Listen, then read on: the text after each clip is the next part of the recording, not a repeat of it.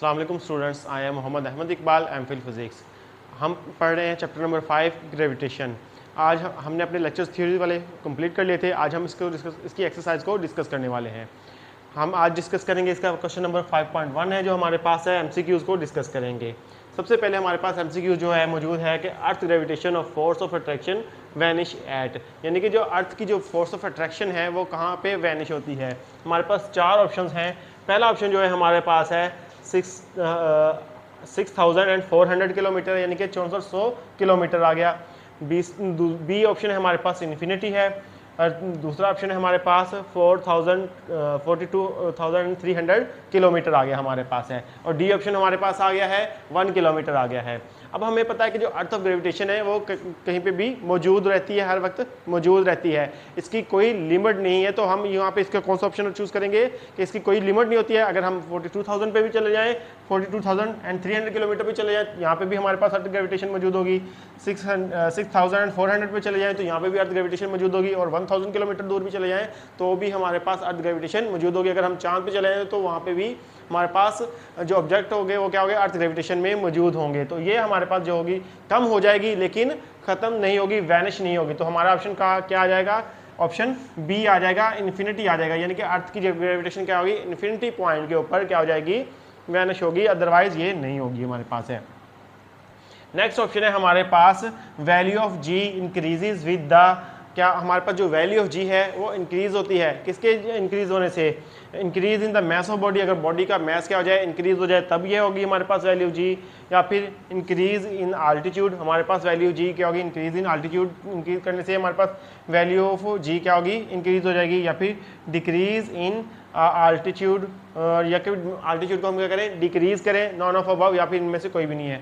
हमने अपने previous lectures में पढ़ा कि हमारे पास जब भी ऑब्जेक्ट जो है वो ज़मीन के आल्टीट्यूड से ऊपर जाएगा, इनके आल्टीट्यूड जो इंक्रीज़ होता जाएगा हमारा ऑब्जेक्ट का और ज़मीन के दरमियान में इसका यानी कि डिस्टेंस ज़्यादा होता जाएगा, तो हमारी जी की वैल्यू क्या होती जाएगी, डिक्रीज़ होती जाएगी। जैसे जैसे ये आल्टीट्यूड इसका कम होता जाएगा ये वैसे वैसे ये क्या होती जाएगी, जी की वैल्यू क्या हो जाती है, इंक्रीज होती जाएगी। तो हमारा आंसर के द वैल्यू जी इंक्रीज, हमारे पास जो वैल्यू जी जो है वो इंक्रीज होगी। कहाँ पे इंक्रीज होगी, जब डिक्रीज इन आल्टीट्यूड, यानी कि डिक्रीज इन आल्टीट्यूड जब होगा हमारे पास आल्टीट्यूड में कमी आएगी तो हमारे पास जी की वैल्यू क्या हो जाएगी, इंक्रीज हो जाएगी। तो ऑप्शन सी जो है हमारे पास करेक्ट आंसर, इसको हम मार्क कर लेते हैं।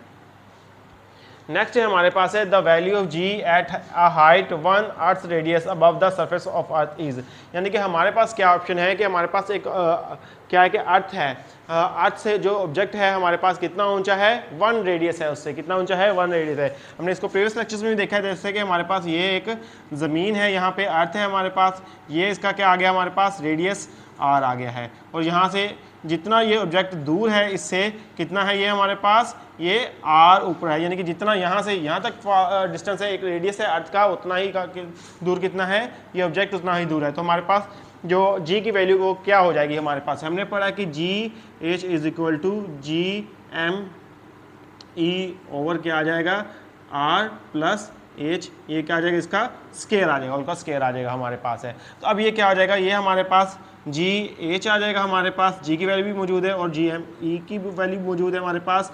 तो हमारे पास ये एच किसके इक्वल हो गया है, h is equal to r हो गया है, हमारे पास है आर के इक्वल हो गया है। तो अब ये क्या आ जाएगा, आर प्लस आर हो जाएगा, इसका स्केयर आ जाएगा। तो अब ये हमारे पास जो वैल्यूज़ आई हैं तो हमारे पास कितनी आ जाएगी, ये g m e is equal to हमारे पास क्या आ जाएगा, 2 आर, इसका स्केयर आ जाएगा। तो अब ये हमारे पास जी एच की कितनी वैल्यू आ जाएगी हमारे पास, जिनकी की जो हाइट है उतनी हमारे पास, तो जी एम ई ये क्या आ जाएगा, 4 आर का स्केयर हो जाएगा हमारे पास। ये कितना हो गया है, 1/4 हो गया है हमारे पास, यानी कि जी की वैल्यू कितनी कम हो गई है, 1/4 हो गई है। तो हम क्या कहेंगे कि हमारे पास जब वैल्यू ऑफ जी है एट द हाइट 1 रेडियस अर्थ जो हो जाएगी, अबव हो जाएगी, तो जी की वैल्यू तो हमारे पास कितनी हो जाएगी, 1/4 हो जाएगी हमारे पास। ऑप्शन 2 क्या, ए क्या है हमारे पास 2g है, ऑप्शन बी क्या है 1/2 यानी कि हाफ हो गई है, ये 1/3 हो गई है और ये क्या हो गई है 1/4 हो गई है हमारे पास। तो हमारा ऑप्शन डी सही है, इसको हम क्या कर लेंगे, मार्क कर लेंगे, हमने अपना देख लिया, कैलकुलेट किया है।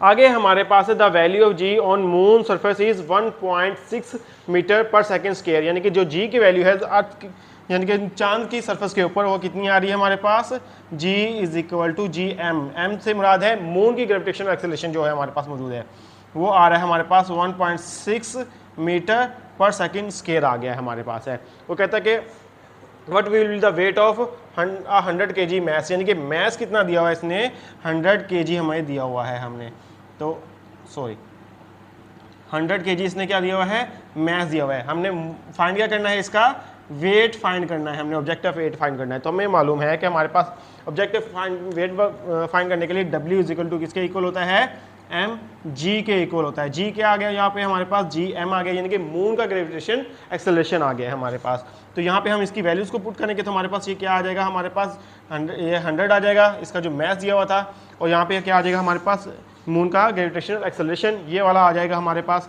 ये कितना था हमारे पास मल्टीप्लाई बाय 1.6 था, तो ये कितना बन गया ये पॉइंट गया, ये हमारे पास 10 आ गया, 10/10 आ गया हमारे पास, कैंसिल हो गया, ये कितना आ गया 160 न्यूटन आ गया। वेट की यूनिट्स क्या होते हैं न्यूटन होते हैं, तो हमारे पास 160 न्यूटन इसका आंसर है। ऑप्शन ए है हमारे पास है 100 न्यूटन है, ऑप्शन सी 1000 न्यूटन है, ऑप्शन डी क्या है 1600 न्यूटन, और ऑप्शन बी क्या है हमारे पास 160 न्यूटन है। तो हमारा आंसर क्या आया है 160 न्यूटन है, यानी कि हमारे पास अगर 100 kg मैस होगा तो उसका वेट मून के ऊपर कितना होगा हमारे पास 160 न्यूटन होगा। तो हमारा ऑप्शन बी जो है करेक्ट है, हम इसको मार्क कर लेते हैं।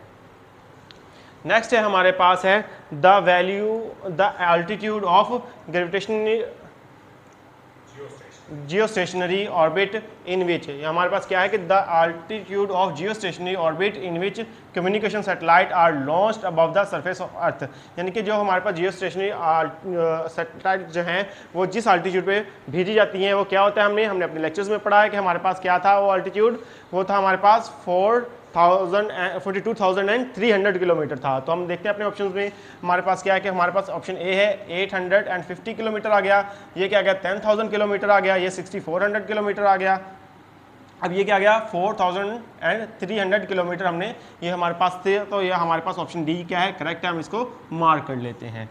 आगे क्या है the orbital speed of low orbit satellite is, यानी कि जो लो ऑर्बिट सैटेलाइट है उसकी ऑर्बिटल स्पीड कितनी होगी। इसकी वैल्यू हमने क्या कैलकुलेट की थी, हमने कहा था कि इसकी वैल्यू कितनी होती है हमारे पास 8 किलोमीटर पर सेकंड होती है हमारे पास, या फिर कितनी होती है 29,000 हमारे पास होती है मीटर पर सेकंड। अब हमारे पास क्या आ गया, अब ये हमारे पास ये वैल्यूज आ गई, हमारे पास कितनी आई है 8 किलोमीटर पर सेकंड आ गई थी हमारे पास है, तो 8 किलोमीटर पर सेकंड आ गई थी हमारे पास ये, तो हमारे पास ये कितना आ गया 8 मल्टीप्लाई बाय कितना आ गया 10⁻³ आ गया हमारे पास।